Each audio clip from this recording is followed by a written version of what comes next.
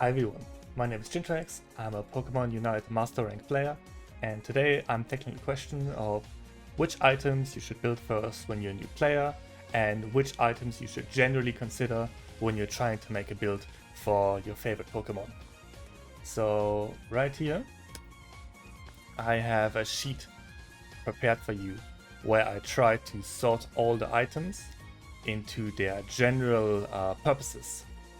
And what I'm trying to intend with this video is I'm trying to give you a guide which items have which purposes and what you should look out for, so that at the end of the video you can make a build for your favorite Pokemon yourself.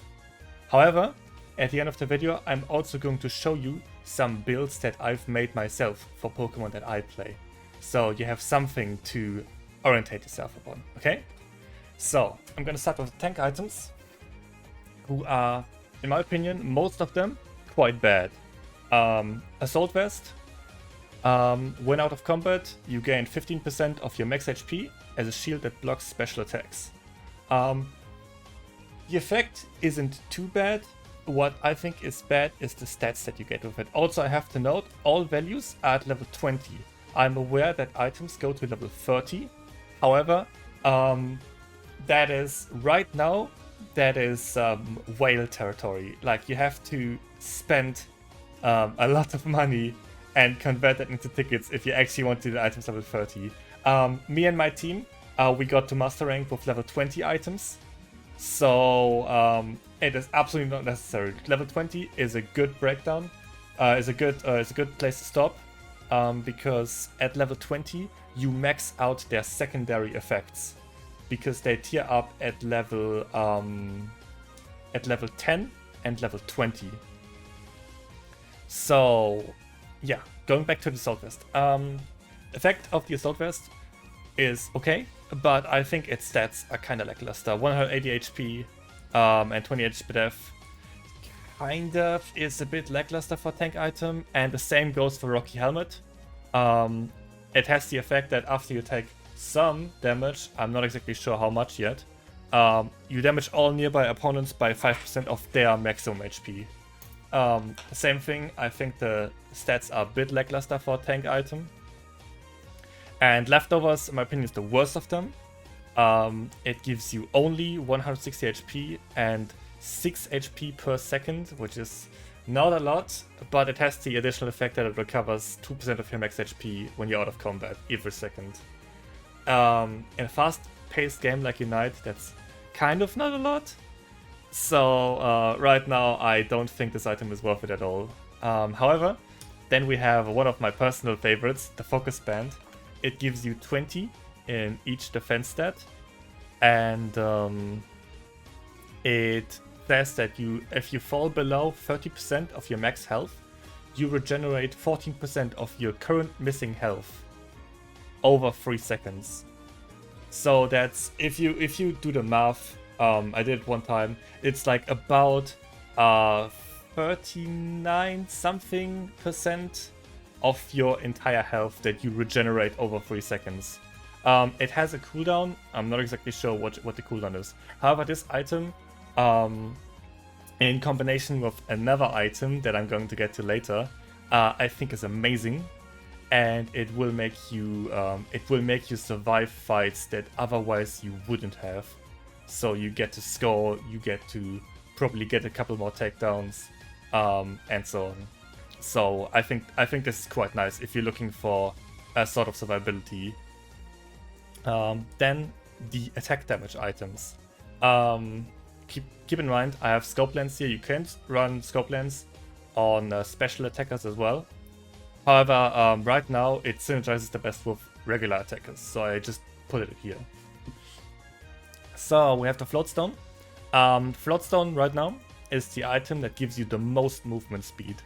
I think movement speed is an important stat, especially if you play melee characters, because if you get to approach them faster, if you get in the other Pokemon's range faster, if they don't get to run away from you, you have an advantage.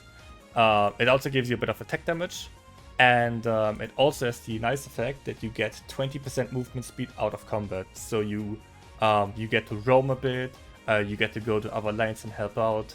It's quite nice. Then we have the Muscle Band. Cinder Ace's personal favorite item. It says that each basic attack deals 3% of the opponent's current HP as extra damage. So if you have someone like with a lot of HP, it will shred them because it will do more damage than against the target that are with low HP. It also gives you 5% basic attack speed, so it's the only item that does buff your basic attack speed. This is quite nice on characters that stay ranged and harass the opponent with basic attacks. And we have Scope Lens. Scope Lens right now is a monster on characters that get to stack crit with their abilities. I'm thinking of Absol, I'm thinking of Machamp, who have some sort of crit built into their skills. It increases the damage inflicted by critical hits. I'm sorry, right now I don't know by how much. And it also gives you a tiny bit of crit rate on top of that.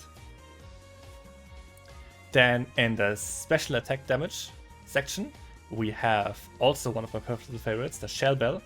Shell Bell says that every time you hit something with an offensive spell, you heal 35 HP plus a percentage of your special attack. So if you have more special attack, you're gonna heal more. I don't know the percentage yet. I will add this as soon as I do. But apart from that, it gives you a little bit of special attack damage and it gives you some cooldown reduction, which is so every time you cast one of your abilities, it goes on cooldown. And if you have cooldown reduction or CDR, it reduces that cooldown, so you get to cast faster again. Then here we have Voice Glasses. It makes all your special attacks deal more damage, and it also gives you like a huge chunk of special attack damage on top. This might be very good. I haven't used it yet myself, so I can't rate it. However, this seems really good to me. Like, you could run a combination of like Shell Bell, Voice Glasses, and special attack specs that I'm going to get to, and you will probably have the most high damage build with your abilities that you can achieve right now. If that's a good thing to go for, I'm gonna cover later, but it is a potential. However, Shell Bell and Voice Glasses for anything that like tries to stay ranged and not really engage in close combat seems like a good choice right now.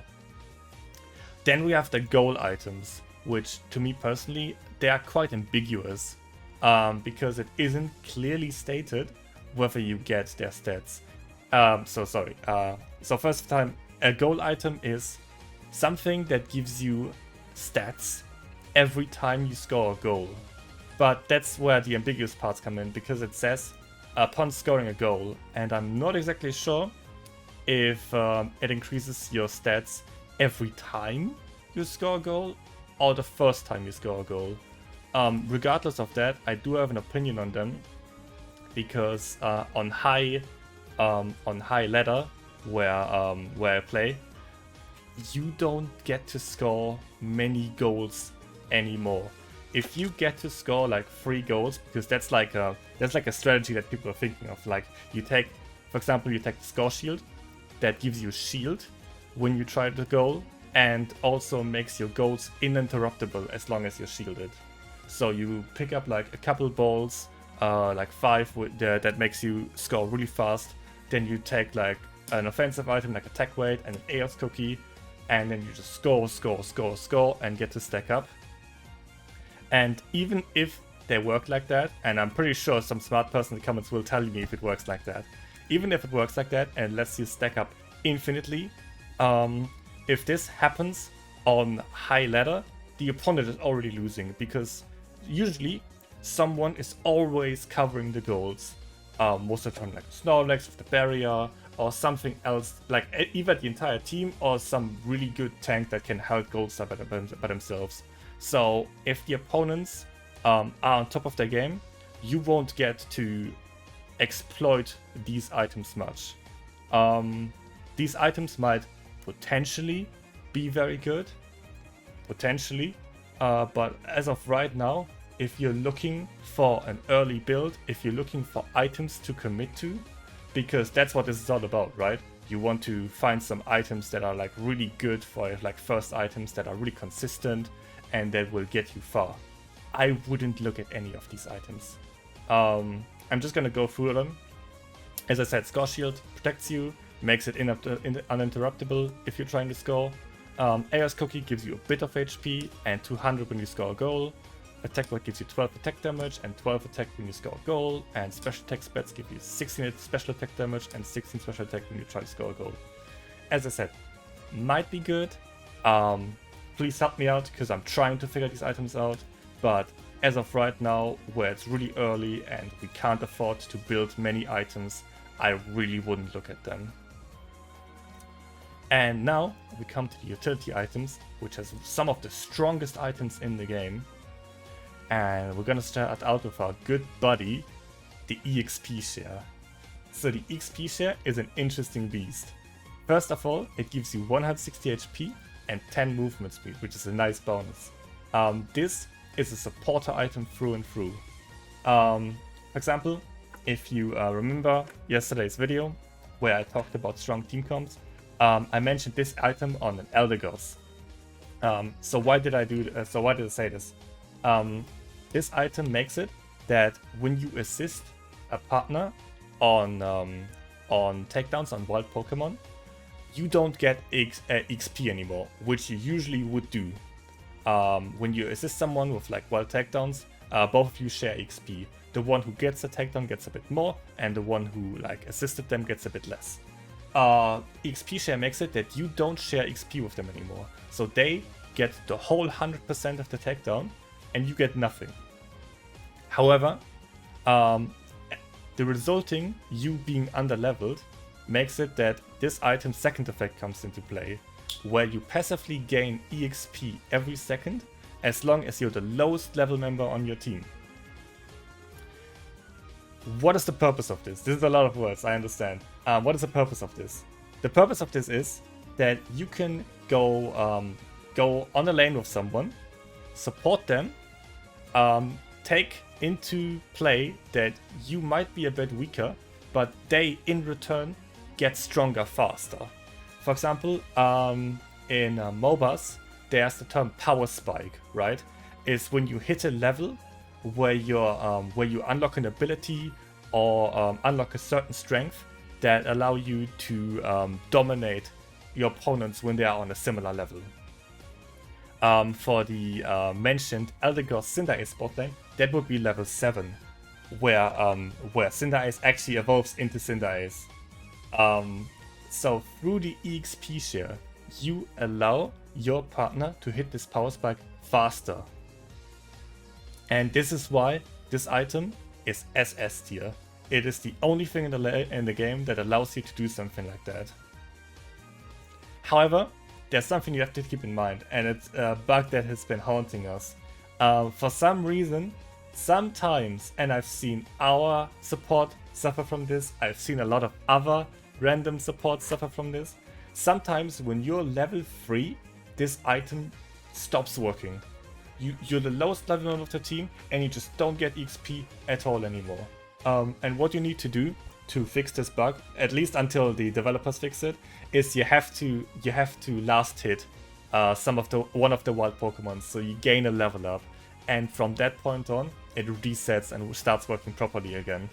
So please keep this in mind, and tell your lovely support mains about this whenever they're struggling with this, because they deserve to know. Alright, going further, there's the Body Barrier, which is probably right now my most favorite item. It gives you 400 HP right off the bat, and it has the effect that when you use a Unite move, you grant a shield to yourself and your closest lowest health ally. And this shield has 40% of your respective max HP. So you get your own 40% and your ally gets their own 40% of their max HP. Why is this good? Why do I rate this SS tier? This is great because most of the time when you use Unite moves, you are in a fight that is somewhat important. You're probably fighting around Zapdos, you might be contesting for an early Dreadnought, and these are moments that can make or break the entire game. 40% on yourself plus an ally that might die is incredibly huge. And the best part of this all, this can stack if your allies bring Body Barrier as well. You get an active means of protecting your allies with this item. So for example, when you fight around Zapdos, and it's really important that you get Zapdos so you can maybe turn the game around, and you see your buddy Cinderace almost dying, I main Ninetales, so I get the opportunity to use my Unite move, kind of lock everyone into place, and give the Cinderace a huge shield that either might allow it to escape, or to press on the offense and capitalize on the Unite move that I just casted. I love this item, and I can't recommend it enough right now. And then, last thing, we have the Energy Amplifier. I started building this today on a second account, and I think it's incredibly interesting. So it says, for a short time after you use your Unite move, it increases your entire damage by 21%. I don't know how short this short time is. It might be 5 seconds, it might be shorter, it might be longer. I'll fix it as soon as I can. But it increases your entire damage. On top of that, it gives you cooldown reduction on your ultimate ability, and on top of that, cooldown reduction on your general skills as well. I've been using this on someone who I thought I want to use their ultimate ability, their Unite move, a lot. So I've been using this on Gengar, actually, because I thought on a high damage character who kind of wants to sneak to the backline, deal a lot of damage fast, and escape, this might be really great. And right now, I'm a bit unsure to think, because I think the general stats of the item are kind of lacking, but the effect might be really, really game-changing in the right situation. So I'm having a bit of trouble to rate it right now, but I remain curious and I'll continue to test it. So this has been all items broken down. Now I want to get into general use cases and synergies before I get to some builds. So I've been writing you a love letter about Body Barrier already. So what can we do with this?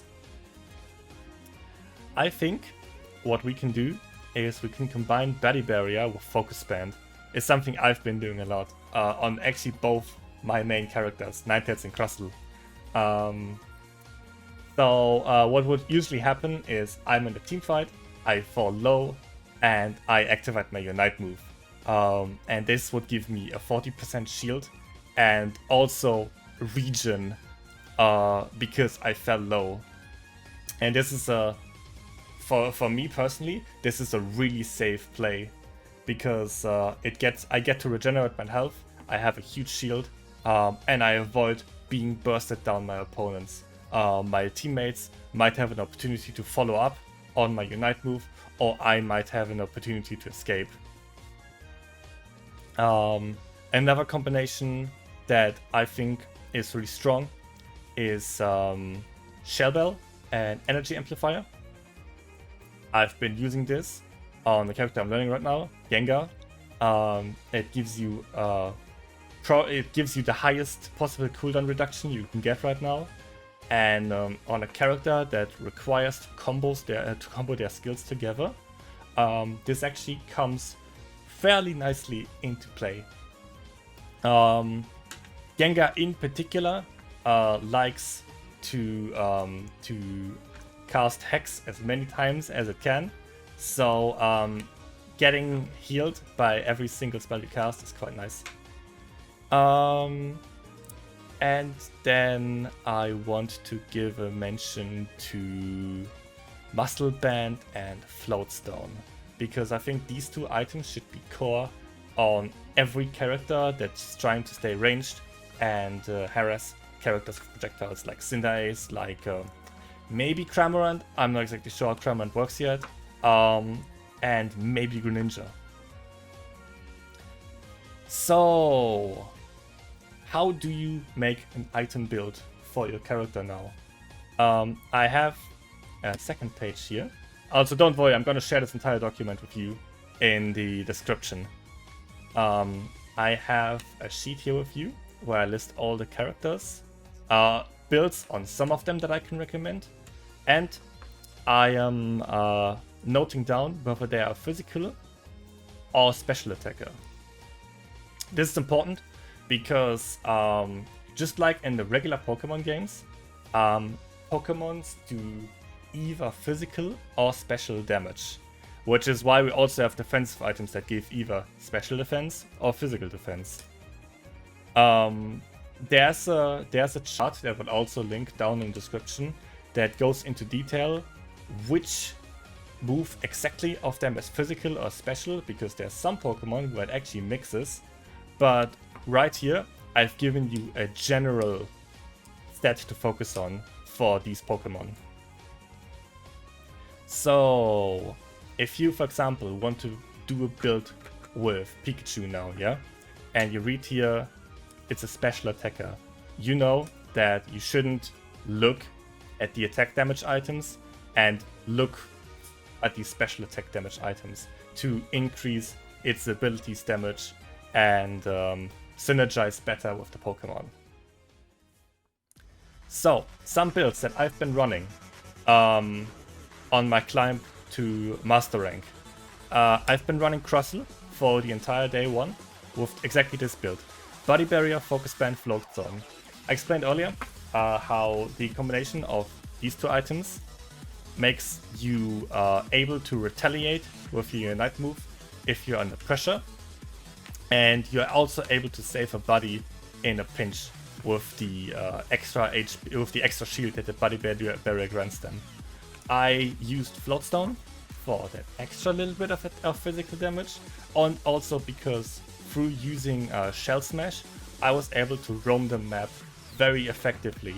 And once I hit level 6, I was able to go down to bot lane, contest Dreadnought, and basically be anywhere on the map where I was required. Crustle with Floatstone, for some reason, becomes the fastest thing in the entire game, and I think it's great and good fun. I've been running a very similar build on Alolan Ninetales. In fact, I've actually been running on my climb to Master. I've actually been running the exact same build: Body Barrier, Focus Band, and Floatstone. Mostly because I couldn't afford leveling another item to 20. I did enjoy the extra movement speed that it granted me, but I knew that if I had the choice, I would probably go for Shell Bell because the healing is quite nice, and the special attack increase is appreciated. However, Body Barrier and Focus Band seem quite weird on a Pokemon that is kind of intended to do damage, like it's classified as an attacker, but with its Unite move, which basically freezes everything around you and is like a good chunk of damage, I think this is pretty fantastic, because most of the time as Alolan Ninetales, your priority target for the enemy team to take out, because you have a lot of stun, you have a lot of abilities that can disrupt the enemy team, so getting rid of that is a priority. So if they get damage on you and you avoid being bursted down, and we retaliate with a lot of disruption from your Unite move and Dazzling Gleam and Aurora Veil, your team has a field day to do anything they could ever wish for to your opponents. This is I encourage you, if you play Ninetales, to try this build out. I promise you won't be disappointed. On Machamp, Machamp is one of these beasts that I mentioned earlier who get to stack crit. So we get to use scope lands.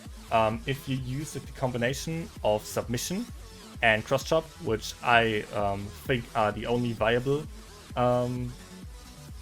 skills in him right now, you will get a lot of benefit out of scope lands.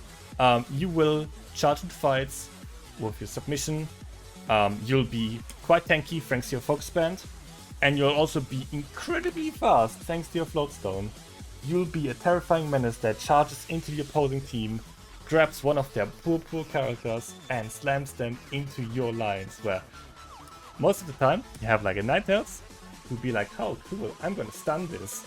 And then, oof, you don't want to see it. So you get to do that, but on top of that, through scope lands and through all this crit stacking that you do, you get to do absolutely ridiculous damage for no reason. I've seen a Machamp rip its Unite move against like 3-4 opponents at a time after using its both its skills and just completely decimating the entire team. It is a bit crazy right now, which is also why I have Machamp in S tier right here. Here, looking at a supporter, Eldegoss. XP share, as I mentioned, to support your ally, whoever you're gonna go lane with. Also, something I have to mention: XP share I would only pick if you're in a group with your friends, where you can communicate with them, and where you know that they are aware that you bring EXP share. 2 reasons. First reason, if you have 2 XP shares in the game, one of you will always suffer, because one of you doesn't get to use its effect.